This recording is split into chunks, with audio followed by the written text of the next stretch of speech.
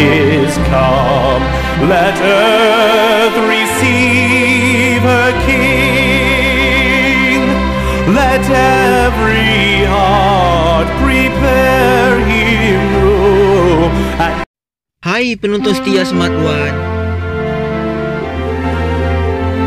Setiap Natal, anak-anak yang merayakan akan menulis surat untuk Santa Claus. Anak-anak biasanya meminta hadiah atau sesuatu yang mereka inginkan dan berharap dikabulkan. Santa Claus dikenal sebagai pria gendut yang memiliki jenggot putih, menggunakan topi serta jas merah dan membawa banyak hadiah. Namun, sebenarnya tahukah kita dari mana tradisi Santa Claus berasal? Berikut ini adalah asal-usul Santa Claus.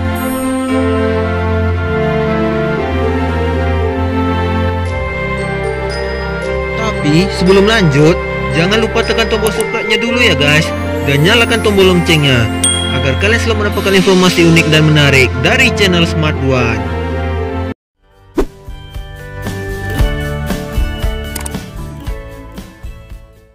Apakah Santa Claus nyata?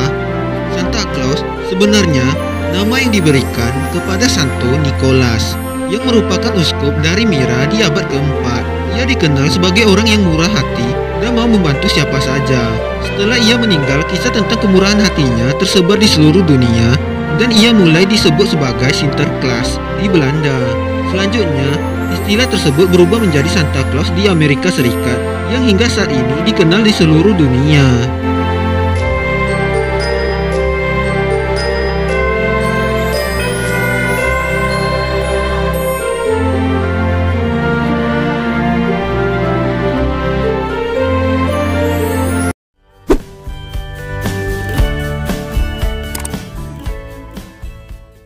Siapa itu Santo Nicholas? Awal muncul adanya nama Santa Claus ternyata berasal dari nama Santo Nicholas, seorang uskup yang diagung-agungkan bangsa Yunani dan Latin. Legenda Santa Claus bermula dari kebaikan hatinya yang sering membagikan hadiah kepada anak-anak. Nicholas sering disebut juga sebagai Santo pelindung Rusia, para pelaut, dan juga anak-anak. Kebaikan hatinya tersebut membuat dirinya menjadi populer. Nicholas juga secara sembunyi-sembunyi suka memberikan hadiah kepada 3 anak gadis miskin. Karena kebaikannya, Nicholas pun dijadikan sebagai orang suci.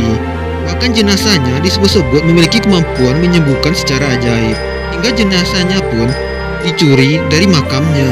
Figur Santa Claus yang dikenal masyarakat saat ini merupakan sosok yang terkisah dari Santo Nicholas.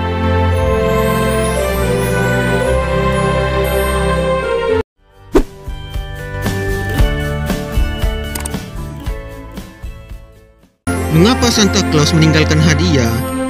Pendiri New York Historical Society, John Pinchard, mengaku bahwa ia sangat tertarik dengan cerita Santo Nicholas. Pada pesta ulang tahun Santo Nicholas tahun 1810, Alexander Anderson, yaitu kerabat Pinchard, ditugaskan untuk menggambar sosok Santo Nicholas sebagai tokoh agama. Dalam gambar ini, yang terlihat meletakkan hadiah di kaos kaki anak-anak yang tergantung dengan perapian. Ini menunjukkan bagaimana Santo Nicholas membantu setiap orang yang kemudian dikenal hingga saat ini.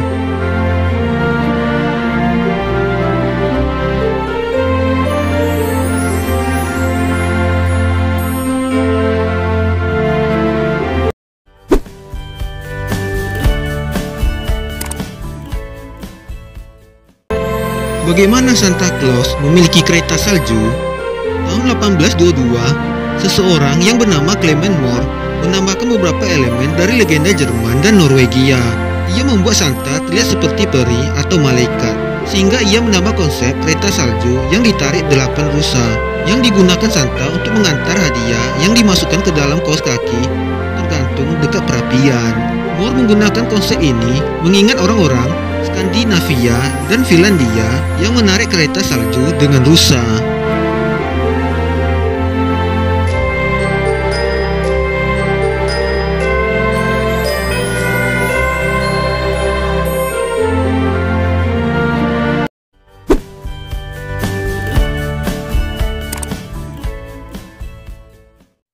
Bagaimana dengan pakaian Santa Claus? Pada abad ke-19, seorang kartunis populer, Thomas Nast, melakukan serangkaian gambar mengenai Santa Claus dalam kegiatan Harper Weekly, di mana unsur-unsur yang menyenangkan harus ditambah dalam sebuah gambar. Ia membayangkan Santa Claus tinggal di kutub utara dan memiliki bengkel sendiri untuk membuat mainan yang akan diberikan kepada anak-anak. Sebagian besar gambar tentang Santa Claus mengenakan pakaian berbagai warna, merah, ungu, dan lainnya. Namun, Coca-Cola melakukan kampanye besar yang menggunakan Santa Claus menggunakan pakaian merah putih sebagai penikmat produk mereka. Santa pun kemudian terkenal dengan pakaian merah putihnya ini. Wah, ternyata karena Coca-Cola pakaian Santa dari merah putih nih guys.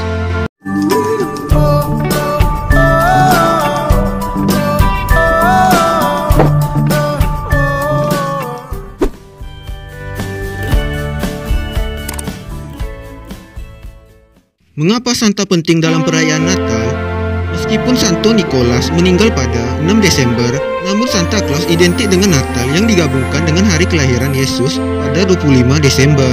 Santa dianggap penting karena ia memiliki kemurahan hati membantu siapa saja yang membutuhkan. Santa menyebar pesan baik mirip dengan Yesus Kristus, sehingga membuatnya menjadi penting dalam perayaan Natal. Nah, sekarang kita sudah tahu dari mana tradisi Santa Claus berasal. Sebenarnya yang dimaksudkan adalah untuk mengajarkan kepada anak-anak bahwa mereka harus menyebarkan semangat serta bermurah hati kepada siapa saja untuk mendapatkan sukacita.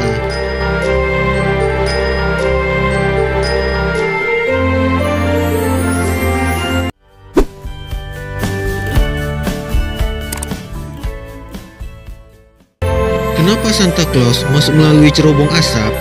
Sosok Santa yang membagikan hadiah lewat cerobong asap juga terinspirasi dari Santo Nicolas. Dulu Santo Nicolas pernah membantu 3 orang wanita yang hendak dijual.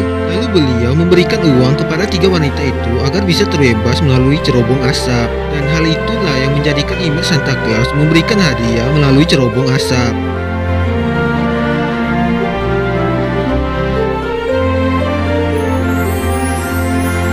Sebelum kita akhiri video ini, ayo kita dengar lagu Natal ini. On the first day of Christmas, my true love gave to me a partridge in a pear tree.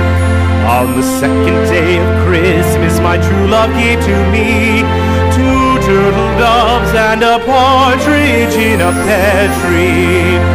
On the third day of Christmas, my true love gave to me 3 French hens, 2 turtle doves, and a partridge in a pear tree. On the 4th day of Christmas, my true love gave to me 4 calling birds, 3 French hens, 2 turtle doves, and a partridge in a pear tree. On the 5th day of Christmas, my true love gave to me 5 golden rings, 4 calling birds, 3 French hens, 2 turtle doves, and a partridge in a pear tree. On the 6th day of Christmas, my true love gave to me 6 geese a-laying, 5 golden rings, 4 calling birds, 3 French hens, 2 turtle doves, and a partridge in a pear tree. On the 7th day of Christmas, my true love gave to me 7 swans a-singing, 6 geese a-laying, 5 golden rings, 4 calling birds, 3 French hens, 2 turtle doves, and a partridge in a pear tree. On the 8th day of Christmas, my true love gave to me 8 maids a-milking, 7 swans a-swimming, 6 geese a-laying, 5 golden rings, 4 calling birds, 3 French hens, 2 turtle doves, and a partridge in a pear tree. On the first day of Christmas, my true love gave to me a partridge in a pear tree. On the second day of Christmas, my true love gave to me 2 turtle doves and a partridge in a pear tree. On the third day of Christmas, my Sekian video hari ini ya guys. Kalau kalian suka dengan video ini, jangan lupa tekan tombol like dan share ke media sosial yang kalian punya, agar teman kalian juga tahu yang kalian tahu.